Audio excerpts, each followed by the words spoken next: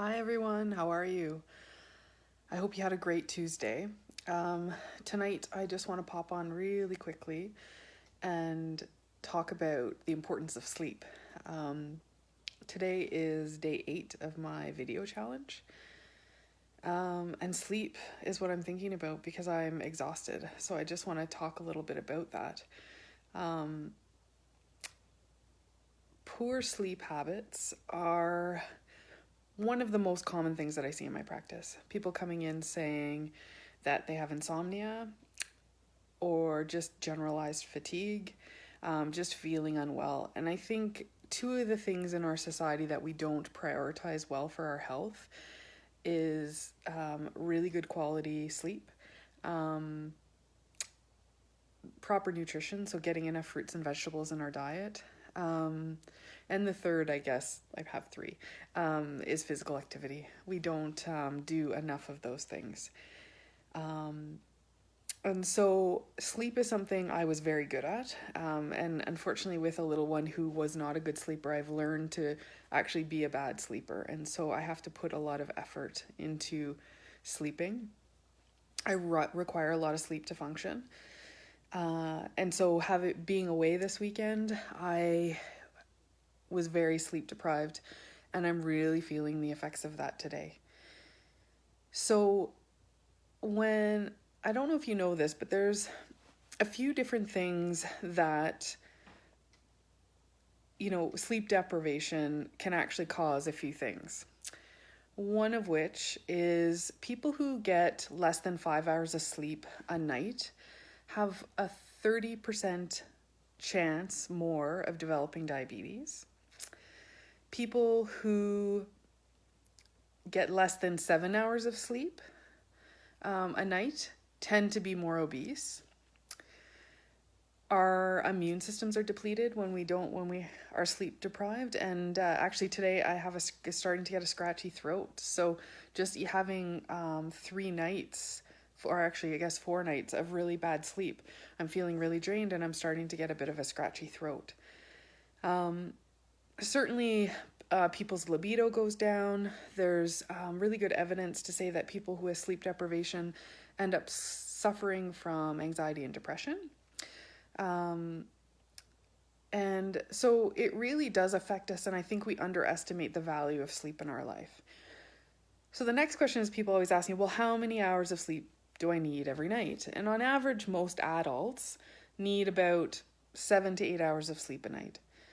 However, you really have to look at the quality of the sleep that you're getting. Oh, hi, Auntie Penny. Hi, Bev. Hi, Christine. Hi, everybody, for watching. So quality of sleep is really important, and it's interesting because I have a Fitbit, and so I watch my sleep cycles, and so I can tell the difference between having a really, really good 8 hours of sleep versus a really poor 8 hours of sleep, and I feel completely different even though I've been sleeping for the same amount of time based on the quality. And when we sleep, we go through these sleep cycles, and there are different types of restorative sleep. So we have light sleep, and we have deep sleep, and we have something called REM sleep. And when we experience a lot of deep sleep, it really helps us to relax our minds, and light sleep really helps us to relax our body and regenerate our body. And REM sleep is a bit of both, and that's our dream state. And so having a balance of all three of those is really important as we cycle through the night. So what I notice is that, back to kind of how many hours of sleep do you get, it's really like, how do you feel? I know Bev is watching, and Bev is a person who functions on very little sleep, and she does that really, really well, and that's not abnormal. And for me, I need more sleep, and I think my Auntie Penny, who's watching, is very similar to me, is that we need a little bit more. And so really it's about kind of identifying how much sleep your body needs and actually giving yourself permission to get that and making it a priority. So going to bed. So when I talk to my patients, I talk to them about sleep hygiene. And the first thing I say to them is, It's really important to go to bed and wake up at the same time every day, even on weekends, to be able to reset our circadian rhythms. The second is that our bedrooms really need to be comfortable, and they need to be set up so that we can have good quality sleep. So they shouldn't be too hot or too cold. We should have proper blinds on our windows so that we are not getting too much light.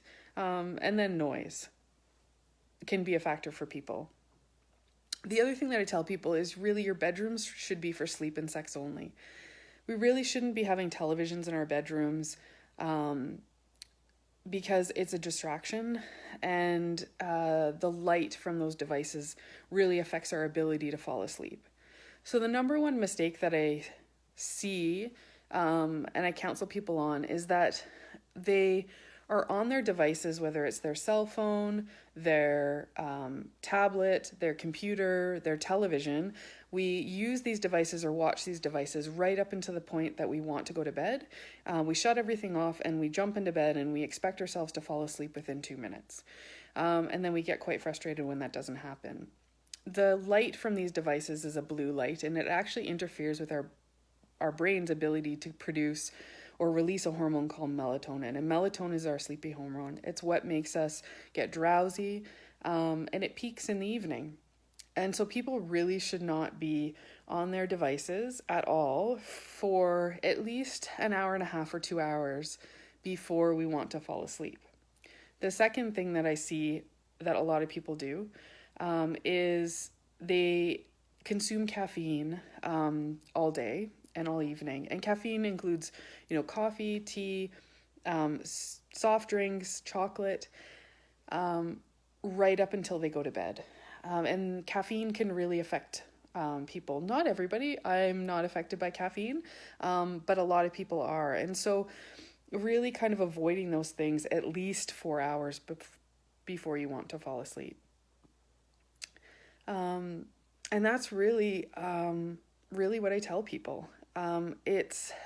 We really have to prioritize our sleep so that we can function. They've done a lot of studies on shift workers and nurses and doctors who work shift work, who work night shift. And when we're driving home, we are equally as impaired as a drunk driver. Sleep is really important to the way that we function. For me, I automatically know that I'm sleep deprived when I start craving sweets and carbs. My body is really trying to comfort me, and so when I'm tired, my body tries to comfort me with food. And recognizing that allows me to really prioritize my sleep and go to bed versus sitting there and munching on something that really is just going to give me a bellyache and affect my ability to have a good sleep, but also increase my waistline. So anyways, that's what I wanted to talk about tonight, because tonight I am prioritizing my sleep because I need to catch up from the weekend. And I hope everyone has a good night, and I hope you thought this was interesting. Anyways, take care. Good night.